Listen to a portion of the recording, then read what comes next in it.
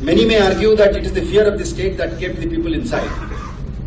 But believe me, it is not the full truth. The full truth is Pakistan successfully came to infiltrate all important aspects of our civil society.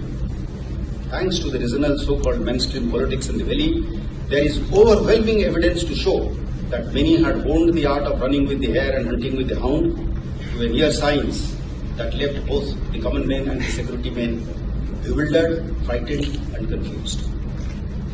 Visiting homes of killed terrorists and expressing sympathy in public became the new normal. While elimination of new recruits to terrorism was allowed and tacitly encouraged, those who facilitated the recruitment, arranged finances, were never investigated. And it was forbidden to even go near Jamaat-e-Islami that provided the religious and ideological justification to the perfidies of the terrorists and the Buriyat. This was despite being an open secret that the Jamaat network was not only able to sabotage government efforts to normalize the situation, but also had a terror finance network that played a big role in mobilizing street protests.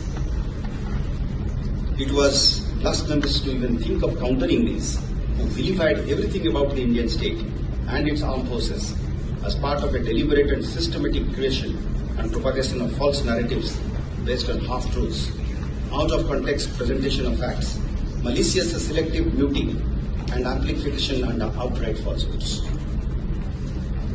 SP ranking officers were thrown behind bars and put alongside terrorists in jails for crimes they never committed.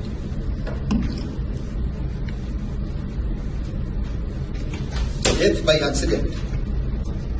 accidental drowning of Nilofer and Asya in Shopian in 2014 was allowed to be hijacked by the narrative terrorism, who held the valley to ransom with several weeks long hartal, arson and rioting.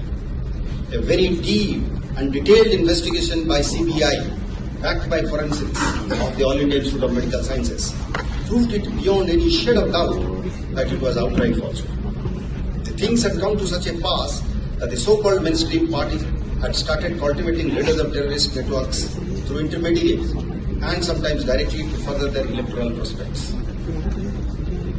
It is the unflinching stance and strategy of the Government of India and the armed forces and police and the law enforcement, backed by a latent population since last several years, that this duality and dubious duplicity could be put to an end or an attempt made towards it, which has put the national security adversary in the back foot. It is a call at the highest level of policy making that political and economic opportunities would no longer be the prerogative of a privileged few and would become available to one and all is one major reason why I believe the streets are getting calm.